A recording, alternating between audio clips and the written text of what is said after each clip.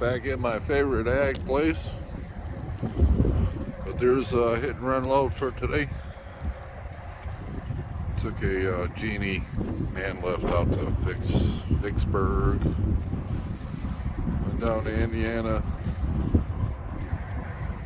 picked these guys up, inch grapples, 72-inch grapples, and some buckets, Tomahawk stuff, heavy duty stuff, root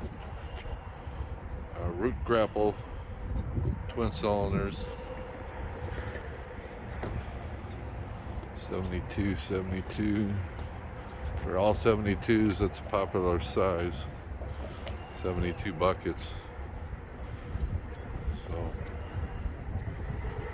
heading home. Still a little chilly out, but bearable. So there we go.